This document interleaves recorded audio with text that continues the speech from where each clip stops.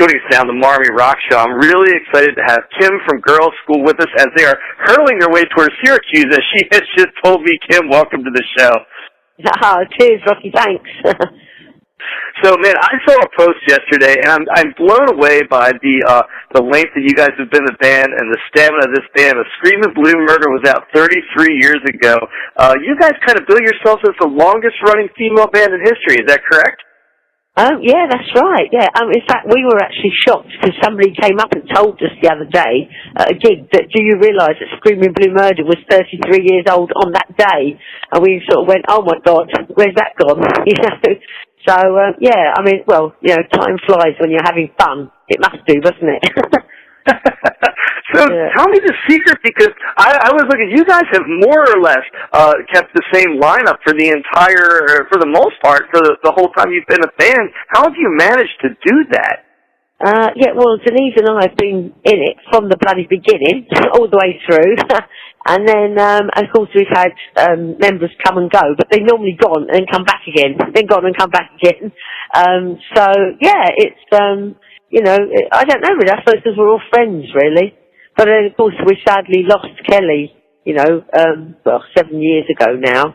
But obviously Jackie's been in it. Well, we still call her the new girl, but I think she's been with us now for 15 years, but she's still the new girl, of course.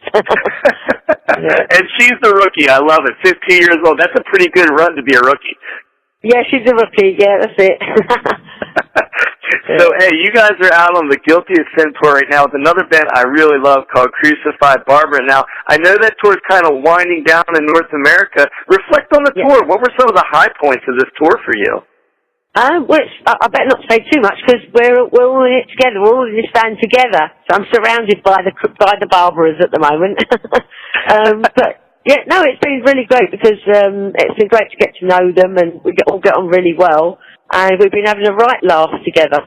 So yeah, we're swapping stories and things, you know, and especially because we've had some hell of a long drives, you know, sort of 9-hour drives. We've all been stuck together in this minibus, as again hurtling down the motorways, you know, or speeding down the motorways, and so it's been great fun. But then, of course, a lot of time as well we've been spent just in parking lots, or car parks as we call them. Especially at the beginning of the tour, we just kept finding ourselves waiting for various people or things in car parks. So that's become a bit of a joke between us all now. You know, what have you seen on your American tour? Well, we've seen a lot of parking lots. Yeah.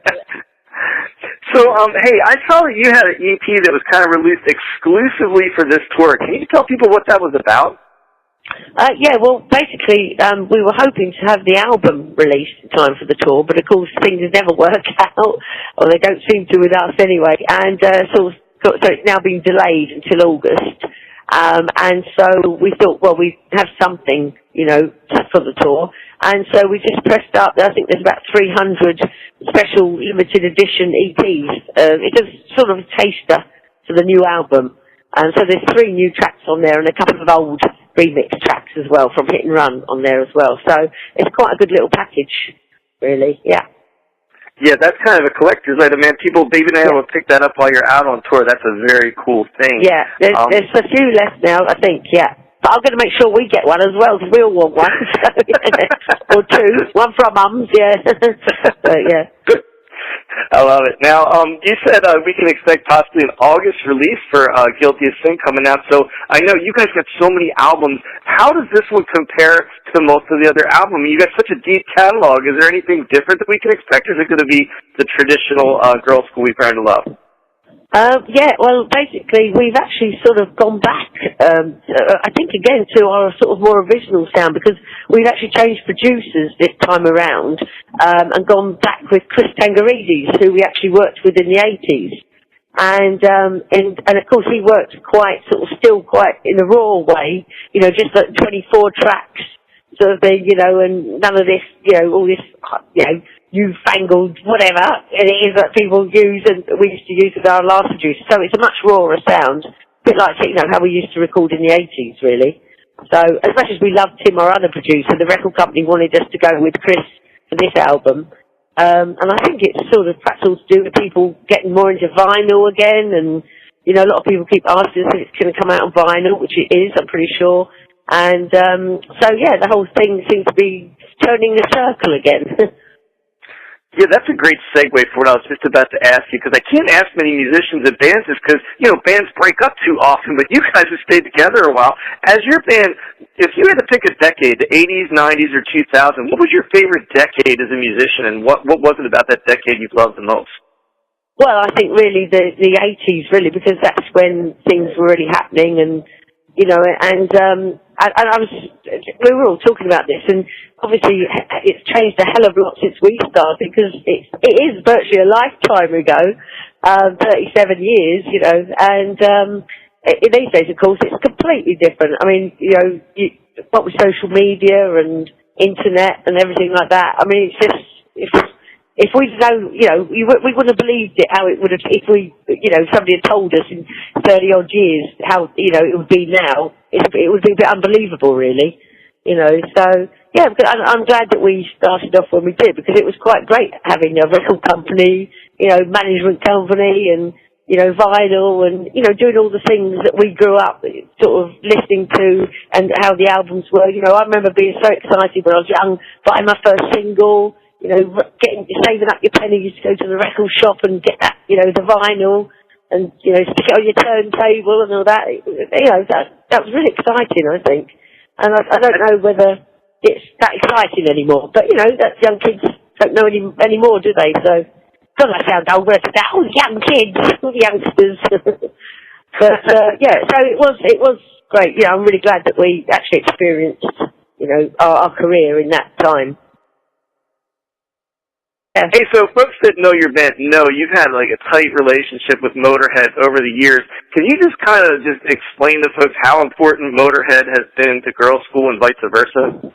Yeah, well, basically, they gave us a massive helping hand in the first place, because we were touring ourselves for about 2 years before we actually met up with Motorhead, but we were touring all the flea pits in Europe. In fact, we'd go around Britain, France, Germany, Spain, in our beat-up old van, sleeping on top of the gear and everything.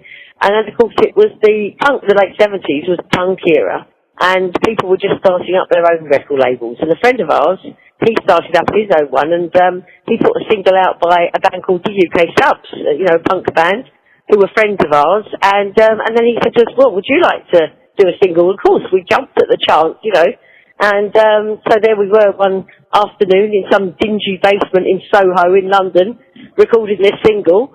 And of course that changed everything for us, because at that time Motorhead were doing their first major British tour, and they were looking for a support band, something different. And of course Lemmy heard the single, and then that was it. He sort of came to see us, and we met up, and that was it. Then he invited us on the tour, and that was it. Rest is history, as you say. Yeah. Another person I'm really jealous that you've gotten to work with in your life. I'm a huge Ronnie James Dio fan. Tell me how well did you know Ronnie? And reflect back, do you have a favorite Ronnie James Dio moment? Well, basically we supported Hammersmith Odeon for 4 nights. Supported Black Sabbath at Hammersmith Odeon for 4 nights in the early 80s, and that was when Dio was with them. So that's the first time we met him. And then over the years, we sort of kept, we'd see him playing gigs and everything. And then a good friend of ours, Simon Wright, the drummer, he ended up playing drums with him. So of course we got to know him a bit better over the years. And of course he was just a brilliant singer.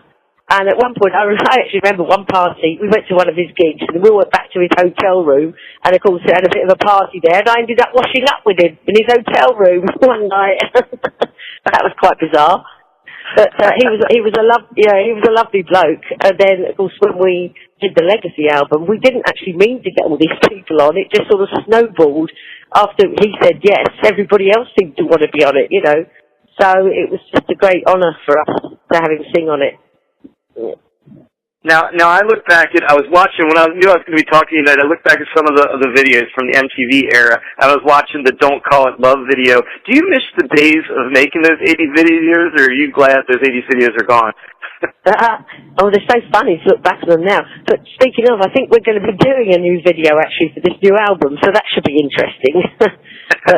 but yeah, so we'll see what happens. But they were fun to do in those days, of course. But yeah. But yeah, we're hoping to get a new video out anyway. So yeah, that'll be, as I say, that'll be interesting. Now, the other thing I was going to ask you, I've been watching a couple other videos, and I was watching some clips from the Hellfest show back in France about 2 years ago. Can you recall what the largest crowd you've ever played in front of was in your career, in your long career? Oh, blimey. Yeah, I think it was when we supported Deep Purple on their reunion tour. We supported them at the Tacoma Dome, which we actually passed on our travels the other day. We couldn't believe it. And, of course, you know, they were playing to 50,000 or something there, but we had quite a few thousand in to see us as well. I mean, that was one of the biggest. But I think on our own gig was probably when we headlined Reading Festival in the 80s, which was quite something. I think we're still the only female band to actually do that, to headline Reading Festival, yeah. So that was pretty good. Well, listen, this has been Kim, everybody from Girlschool, and I'm just really honored to talk to you, man. You've had such a great career and still going strong, and, give our regards to the Gals and Crucified Barber. This looks like a great tour. A couple more shows left before you guys head back across the pond, as they say, I suppose. And I want to thank you, Kim, for being here. Yeah. Thank you. Oh, I'll tell you as well, talking of Motorhead, as we were earlier, we're actually supporting them on their 40th anniversary tour this year. Or Lemmy's 40th anniversary tour. Yeah, us Saxon and Motorhead. So that'll be a bit like turning the full circle as well, from the beginning to now the 40th year. Yeah. So now, will we be able to see that? Is that going to be European? Is that going to be here in the U.S.? Or is it going to be both? Yeah. I'm afraid it's just Europe at the moment, but it would be brilliant if it was the U.S. as well. That's for sure. Well, we'll tell people about it now, and they can make some vacation plans. Let's combine it with a cool trip, right, and get over there to see Girlschool and Motorhead together. That sounds like a great idea. Yeah. Hey, Kim McAuliffe, everybody from Girlschool. Kim, thanks so much for being here on the show tonight. We appreciate it. Yeah. Oh, cheers, mate. Thanks very much.